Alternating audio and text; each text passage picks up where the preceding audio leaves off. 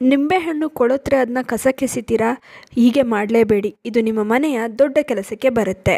ಈ secret tips ತಿಳಿದ್ರೆ ಇನ್ನು ಯಾವತ್ತೂ ನೀವು ಕೊಳೆತ ನಿಂಬೆಹಣ್ಣನ್ನು ಕಸಕ್ಕೆ ಎಸೆಯೋದಿಲ್ಲ.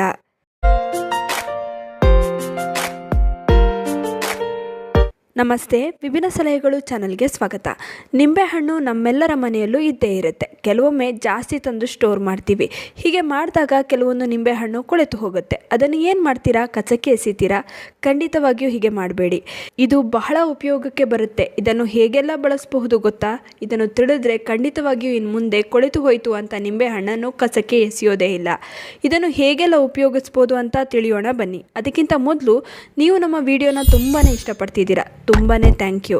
ದಯವಿಟ್ಟು ಹೀಗೆ ಸಪೋರ್ಟ್ ಮಾಡಿ.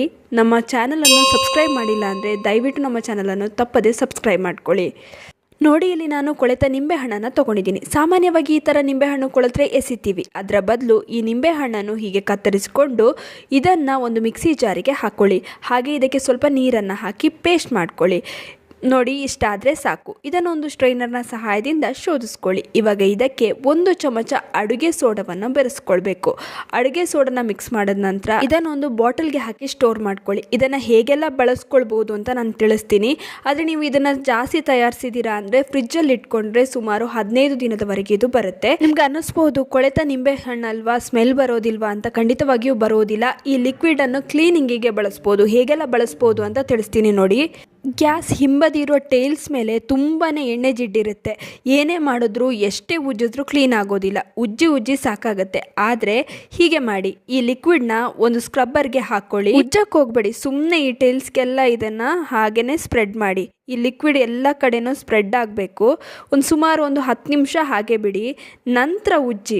ಈ ರೀತಿ ಮಾಡೋದ್ರಿಂದ ಎಣ್ಣೆ ಜಿಡ್ಡು ಏನು ಕರೆ ಎಲ್ಲ ಇರುತ್ತಲ್ಲ ಅವೆಲ್ಲ ನೀಟಾಗಿ ಬಿಟ್ಕೊಳ್ಳುತ್ತೆ. ನೀವೇ ನೋಡ್ಬೋದು ಎಷ್ಟು ಚೆನ್ನಾಗಿ, ಸ್ವಲ್ಪನೇ ಉಜ್ಜಿದ್ದಷ್ಟೇ ಎಷ್ಟು ಚೆನ್ನಾಗಿ ಕ್ಲೀನ್ ಆಗಿದೆ ಅಂತ. ಒಂದು ಬಟ್ಟೆಯಿಂದ, ಒದ್ದೆ ಬಟ್ಟೆ ಅಥವಾ ಒಂದು ಒಣಗಿರೋಂಥ ಬಟ್ಟೆಯಿಂದ ಒರೆಸ್ಕೊಂಡ್ರೆ ಸಾಕು.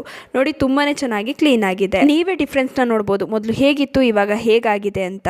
ದೇವರ ದೀಪ, ದೇವರ ಪೂಜಾ ಸಾಮಗ್ರಿಗಳನ್ನು ಕ್ಲೀನ್ ಮಾಡೋದು ಬಹಳ ಕಷ್ಟ. ಇದಕ್ಕೆ ಪೀತಾಂಬರಿ ಅಂತಹ ಕ್ಲೀನರ್ಗಳನ್ನು ಬಳಸ್ತೀವಿ. ಆದರೆ ಇದರ ಅವಶ್ಯಕತೆಯೇ ಇಲ್ಲ. ಬೇಡ ಅಂತ ಎಸೆಯುವಂಥ ಕೊಳೆತ ನಿಂಬೆ ಹಣ್ಣಿನಿಂದ ತಯಾರಿಸಿದ ಈ ಲಿಕ್ವಿಡ್ ಸಾಕು. ನೋಡಿ, ಈ ಲಿಕ್ವಿಡ್ನ ದೇವರ ಪೂಜಾ ಸಾಮಗ್ರಿಗಳಿಗೆ ಹೀಗೆ ಹಾಕಿ 10 ನಿಮಿಷ ಹಾಗೆ ಬಿಡಿ. ನಂತರ ಸೋಪ್ ಅಥವಾ ಸಬೀನದಿಂದ ಸ್ವಲ್ಪ ಉಜ್ಜಿದ್ರೆ ಸಾಕು. ಸುಲಭವಾಗಿ ಕ್ಲೀನ್ ಆಗುತ್ತೆ, ತುಂಬಾ ಚೆನ್ನಾಗಿ ಶೈನ್ ಆಗುತ್ತೆ.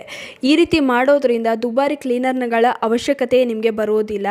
ಜಾಸ್ತಿ ಉಜ್ಜೋ ಅಂಥ ಅವಶ್ಯಕತೆಯೂ ಇರೋದಿಲ್ಲ. ನೀವೇ ನೋಡಿ ಎಷ್ಟು ಚೆನ್ನಾಗಿ ಕ್ಲೀನ್ ಆಗಿದೆ ಅಲ್ವಾ?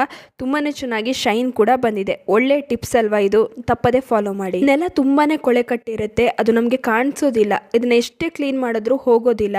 ಅದಕ್ಕೆ ನೀವೇನು ಮಾಡಬೇಕು ಅಂದರೆ, ನೆಲ ಒರೆಸುವ ನೀರಿಗೆ ಈ ಲಿಕ್ವಿಡನ್ನು ಸ್ವಲ್ಪ ಹಾಕೊಳ್ಳಿ. ಸುಮಾರು 1 ಚಮಚದಷ್ಟು ಹಾಕಿದ್ರೆ ಸಾಕು. ಈ ನೀರಿನಿಂದ ನೆಲ ಒರೆಸಿ ನೋಡಿ, ತುಂಬಾ ಚೆನ್ನಾಗಿ ನೆಲ ಕ್ಲೀನ್ ಆಗುತ್ತೆ. ಏನು ಕೊಳೆ ಕಟ್ಟಿರುತ್ತಲ್ಲ ಅವೆಲ್ಲ ಬಿಟ್ಕೊಳ್ಳುತ್ತೆ. ಯಾಕಂದರೆ ಸೋಡಾ ಪೌಡ್ರು ಮತ್ತು ನಿಂಬೆಹಣ್ಣಿನ ರಸ ಹಾಕಿರೋದ್ರಿಂದ ತುಂಬಾ ಚೆನ್ನಾಗಿ ಕ್ಲೀನ್ ಆಗುತ್ತೆ. ಇನ್ನು ಈ ಲಿಕ್ವಿಡಿಂದ ಬಾತ್ರೂಮ್ ಟ್ಯಾಪ್ ಏನಾದ್ರು ಕರೆ ಕಟ್ಟಿದ್ರೆ ಅದನ್ನು ಕ್ಲೀನ್ ಮಾಡ್ಬೋದು. ಬಾತ್ರೂಮ್ ಟೈಲ್ಸನ್ನು ಕ್ಲೀನ್ ಮಾಡಬಹುದು. ನೋಡಿ, ಹೀಗೆ ಬಾತ್ರೂಮ್ನ ಟೈಲ್ಸು, ಸಿಂಕ್ ಕೂಡ ಚೆನ್ನಾಗಿ ಕ್ಲೀನ್ ಮಾಡ್ಕೊಳ್ಬೋದು. ಈ ರೀತಿ ಮಾಡೋದ್ರಿಂದ ದುಬಾರಿ ಕ್ಲೀನರ್ಗಳ ಅವಶ್ಯಕತೆ ಬರೋದಿಲ್ಲ. ಹಾಗೆಯೇ ಈ ನಿಂಬೆಹಣ್ಣಿನ ಒಂದು ಒಳ್ಳೆಯ ಸ್ಮೆಲ್ ಇರುತ್ತಲ್ಲ ಅವೆಲ್ಲ ಬಾತ್ರೂಮಲ್ಲಿ ಸೇರಿಕೊಳ್ಳುತ್ತೆ. ಈ ಬ್ಯಾಡ್ ಸ್ಮೆಲ್ ಇದ್ದರೆ ಅದು ಹೋಗುತ್ತೆ. ಬಾತ್ರೂಮ್ ಕೂಡ ತುಂಬಾ ಚೆನ್ನಾಗಿ ಕ್ಲೀನ್ ಆಗಿರುತ್ತೆ. ಈ ರೀತಿ ಈ ಲಿಕ್ವಿಡ್ನ ಬಳಸೋದ್ರಿಂದ ಟೈಲ್ಸಲ್ಲಿ ಏನಾದ್ರು ಕರೆ ಕಟ್ಟಿದ್ರೆ ಬಾತ್ರೂಮಲ್ಲಿ ಅದು ಕೂಡ ಹೋಗುತ್ತೆ. ಈ ಸಿಂಕ್ ಕೂಡ ತುಂಬಾ ಚೆನ್ನಾಗಿ ಶೈನ್ ಬರುತ್ತೆ. ನೋಡಿ, ಕೊಳೆತ ನಿಂಬೆಹಣ್ಣನ್ನು ಎಸೆಯೋ ಬದಲು ಹೇಗೆಲ್ಲ ಬಳಸಬಹುದು ಅಂತ ತಿಳಿತಲ್ಲ. ಒಂದು ನಿಂಬೆಹಣ್ಣು ಕೊಳೆತ್ರೂ ಪರವಾಗಿಲ್ಲ, ಅದರಿಂದ ಕೂಡ ಈ ರೀತಿ ಲಿಕ್ವಿಡ್ನ ತಯಾರಿಸ್ಕೊಳ್ಳಿ. ಏನೇ ಕ್ಲೀನ್ ಮಾಡ್ಕೊಳ್ಳೋದಕ್ಕಿದ್ರೆ, ಮನೇನ ಕ್ಲೀನ್ ಮಾಡ್ಕೊಳ್ಬೇಕು, ನೆಲ ಒರೆಸ್ಬೇಕು, ಬಾತ್ರೂಮ್ನ ಕ್ಲೀನ್ ಮಾಡ್ಕೊಳ್ಬೇಕು, ಟ್ಯಾಪ್ನ ಕ್ಲೀನ್ ಮಾಡ್ಕೊಳ್ಬೇಕು ಅಂತ ಇದ್ದರೆ ಅದನ್ನು ಉಪಯೋಗಿಸ್ಕೊಳ್ಳಿ. ಸುಮ್ಮನೆ ವೇಸ್ಟ್ ಅಂತ ಕಸಕ್ಕೆ ಎಸೆಯೋ ಬದಲು ಈ ರೀತಿ ಉಪಯೋಗಕ್ಕೆ ಬರುತ್ತೆ. ಇನ್ನು ಈ ವಿಡಿಯೋ ಇಷ್ಟವಾಗಿದ್ದಲ್ಲಿ ಲೈಕ್ ಮಾಡಿ, ಶೇರ್ ಮಾಡಿ. ನಿಮ್ಮ ಅನಿಸಿಕೆ ಅಭಿಪ್ರಾಯಗಳನ್ನು ಕಮೆಂಟ್ ಸೆಕ್ಷನಲ್ಲಿ ತಿಳಿಸಿ. ನೀವಿನ್ನು ವಿಭಿನ್ನ ಸಲಹೆಗಳು ಚಾನಲನ್ನು ಸಬ್ಸ್ಕ್ರೈಬ್ ಮಾಡ್ಕೊಂಡಿಲ್ಲ ಅಂದರೆ ದಯವಿಟ್ಟು ನಮ್ಮ ಚಾನಲನ್ನು ಸಬ್ಸ್ಕ್ರೈಬ್ ಮಾಡ್ಕೊಳ್ಳಿ. ಹಾಗೆ ಪಕ್ಕದಲ್ಲೇ ಇರುವ ಬೆಲ್ ಬಟನನ್ನು ಕ್ಲಿಕ್ ಮಾಡಿ. ಧನ್ಯವಾದಗಳು.